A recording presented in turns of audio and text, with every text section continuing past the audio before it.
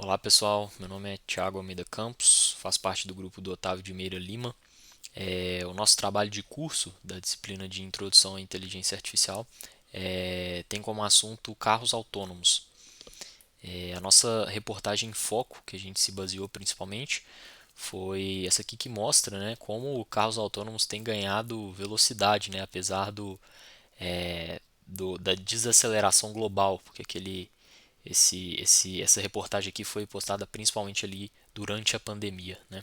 Então a gente vai tratar um pouquinho aqui sobre as tecnologias, né, que essa reportagem e outras fontes também que a gente consultou abordaram, e os impactos sociais que a gente pôde verificar nesse estudo. Então, trazendo um pouquinho aqui o contexto dessa reportagem, né, ela mostra lá que, de acordo com a Cornell University, existe um movimento em massa para o uso de veículos de ocupação única, né? As pessoas estão cada vez mais buscando veículos unitários, né? E gigantes do mercado como a Microsoft, a Amazon, estão listados como auxiliadoras nessa criação de carros autônomos, né? Porque antes se tinha muito os carros com uma parte muito de hardware, né? Principalmente de hardware. E o software normalmente ele era utilizado nos sistemas embarcados dos carros, né? E não tinha uma complexidade tão grande. Porém a gente vê que esse movimento está mudando, né? Como a gente vai mostrar aqui, técnicas de aprendizado de máquina, por exemplo, a gente vai comentar, necessitam de uma bagagem de software bem maior, né? Então essa parcela de software nos carros está se tornando cada vez mais frequente e o mais importante, né? E aí, como destaque também na reportagem, a gente vê que a Tesla dispara no mercado, né, com os carros inteligentes e com soluções, né, para direção autônoma. Então, os carros autônomos, né, eles podem identificar objetos, interpretar situações e tomar decisões baseadas na identificação desses objetos e do uso de algoritmos, né?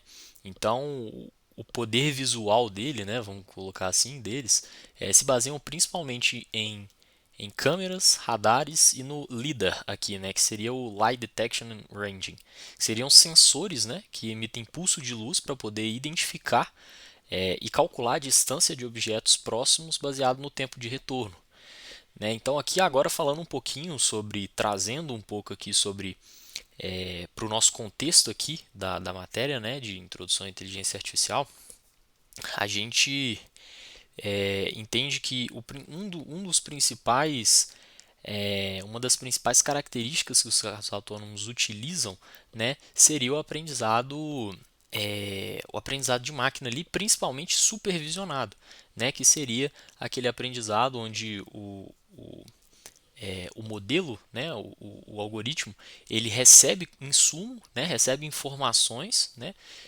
sobre o que é um determinado objeto, né, o que ele precisa de identificar, enfim, o que ele precisa de identificar. Ele recebe insumos de exemplos desse item que ele precisa de identificar, para que depois ele possa predizer, né, ele possa prever, dado um novo input, que aquele mesmo input ele, ele se trata daquele modelo que ele já aprendeu, né? Então, o supervisionado trata muito desse sentido. E no exemplo dos carros autônomos aqui, a gente tem um exemplo muito claro disso, né? Onde esse tipo de aprendizado pode ser utilizado, porque os carros vão precisar, como a gente está vendo aqui, de identificar os objetos que estão em volta dele. Né? E os carros são agentes que vão precisar de tomar ações a todo instante. Né? Então, é um conceito que está bem presente. E aí aqui temos uma imagem, né? Aí foi de uma outra fonte que a gente estava buscando, que aqui a gente tem seria como se fosse uma visão aqui de um carro autônomo, né? Ele enxergando, entre aspas, né? Os objetos, né? Identificando blocos ali pela rodovia, né? Identificando seriam, por exemplo, carros que estão em volta dele, a identificação de um semáforo, por exemplo. Então, só para a gente ter uma breve noção assim do, da visualização desse carro autônomo. Né? Outros sistemas que estão sendo desenvolvidos, né, são principalmente o sistema de frenagem pré-colisão, né, que ele detecta a colisão e ativação do freio, né, então para o carro poder tomar uma decisão, né, quando ele visualizar um obstáculo, né, que vai ser necessária a parada dele. Então tem esse sistema que está sendo desenvolvido. Colisões em ponto cego nem sempre são detectadas pelo motorista, então a ideia é que com os carros autônomos, né, o número de acidentes ele seja reduzido. Essa é uma das premissas que se espera para verificar se será comprovado, né? E também tem o cruzeiro adaptativo, né, que seria um controle de velocidade baseado na distância do veículo à frente, né? Então seria o próprio agente ele manter uma velocidade a ponto de que seja seguro, né, aquela direção, né, baseado principalmente no veículo que está à frente dele. Né? Então, esse seria uma iniciativa já vislumbrando essa redução da taxa de acidentes. Outras funcionalidades também, né, que os carros autônomos estão sendo desenvolvidos, né, que espera que eles consigam atuar, é no alerta de faixa, né, mantendo o carro dentro da faixa designada, né, então além desse alerta de faixa, o carro vai ter que andar, né, na, na faixa designada para ele e também realizar, né, enfim, ultrapassagens, realizar mudanças de faixas, então são ações que nós já realizamos no dia a dia que os carros autônomos também vão ter que fazer. Né? Além do detector de ponto cego também. Né? Então, hoje a gente tem muitos pontos cegos na direção que os carros autônomos, a ideia é que eles consigam ser melhor que nós nesse ponto. Os impactos sociais dos carros autônomos vão impactar principalmente o mercado de trabalho dos motoristas. Primeiro, ocorrerá a redução da necessidade desses profissionais, principalmente pela substituição por carros que não necessitam de motoristas. Também serão afetados transporte público, motoristas privados, viagens longas e até mesmo entregadores. A gente pode pensar que a tecnologia vai ser estendida para ônibus, para coletivos, né, veículos que carregam mais pessoas e reduz a necessidade de motoristas nesses veículos também. Motoristas privados, aqueles táxis, motoristas de aplicativos também serão substituídos. E viagens longas, ônibus que levam bastante pessoas entre cidades, terão os seus motoristas substituídos. Isso é uma notícia boa, porque reduz a quantidade de acidentes. A gente vai ter sensores no ônibus que vão reduzir a quantidade de acidentes e vai reduzir o custo. Também entregadores, apesar de que entregadores eles pilotam veículos mais leves, mais rápidos, como motos, nada impede que a tecnologia seja expandida para esse tipo de entrega, para esse tipo de modelo de motorista também.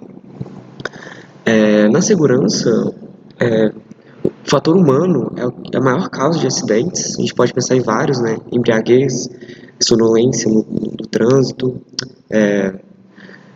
falta de atenção, enfim, são vários motivos humanos que a gente pode citar que causam acidentes. Porém, a gente ainda não tem nenhuma garantia que as novas tecnologias de carros autônomos são confiáveis o suficiente para superar as falhas humanas.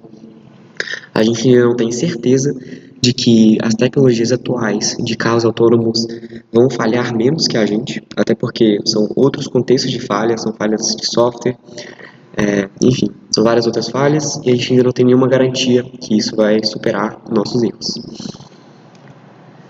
De acordo com o estudo da Boston Consulting Group, 58% dos entrevistados aceitariam entrar em um carro completamente autônomo. Essa receptividade aumenta com menor faixa etária, entre 21 e 25 anos, e aumenta entre a população acima dos 51 anos. É de se esperar que uma população mais nova aceite essa nova tecnologia, por causa da idade, conhecer mais sobre as tecnologias. E entre os principais motivos da rejeição está principalmente a falta de conhecimento da tecnologia. A possibilidade de hackeamento do veículo também é um medo que as pessoas têm ao pensar em entrar em um carro autônomo e medo de pane geral. Você está basicamente está em um carro sem motorista você não sabe quem está no controle e as pessoas têm medo de um risco, desse risco de pane geral. Que apesar, a gente tem que pensar em um software um pouco mais confiável para reduzir esse medo e aumentar a rejeição, aumentar a aceitação. Baseado nas tecnologias já bem avançadas que a gente tem atualmente, 58% dos entrevistados é um número baixo. Era de se esperar que esse número fosse maior, até porque nossas tecnologias já estão bem avançadas, já estamos com tecnologia, com software, com aprendizado de máquina em praticamente todos os âmbitos da nossa sociedade. Era de se esperar uma receptividade um pouco maior. Entre outros impactos sociais, também temos menor custo para o consumidor final, seja ele o passageiro de carro autônomo ou até mesmo o dono do veículo. Carros autônomos tendem a se acidentar menos, porque devido à alta quantidade de sensores e um rápido reflexo, eles conseguem tomar decisões muito mais rápidas com o objetivo de reduzir os acidentes, com o objetivo de evitar o impacto com outro veículo. Também reduz a necessidade da compra de um carro, já que o transporte com motoristas de aplicativo já vão estar mais baratos, pessoas não vão estar muito mais interessadas em comprar seu próprio carro, porque o custo de contratar um aplicativo é bem mais barato. E principalmente custos reduzidos com manutenção. Quando você tem um carro autônomo que bate menos, com motor elétrico que possui menos peças, o custo de manutenção vai ser bem reduzido. A tendência é que os carros autônomos usem veículos elétricos, porque devido à integração com bateria, com diversos outros eletrônicos que estão no carro. E outro motivo muito impactante no meio ambiente é a redução da emissão de gases poluentes. O principal motivo é a utilização de motores elétricos, porque eles não queimam combustíveis fósseis. Eles têm maior autonomia, qualquer terminal elétrico, o carro pode ser recarregado. Eles são silenciosos porque carros elétricos não possuem microcombustões ocorrendo dentro dele e por isso são silenciosos. E são limpos porque o combustível é eletricidade. A gente não queima combustível fóssil, então não tem descarte de gases poluentes. A gente ainda temos alguns problemas com o descarte de baterias, ou seja, a gente não sabe com certeza o que fazer com as baterias que foram utilizadas, que foram mortas, apesar de que carros elétricos possuem uma vida de bateria muito grande, o que facilita bastante durante a reciclagem.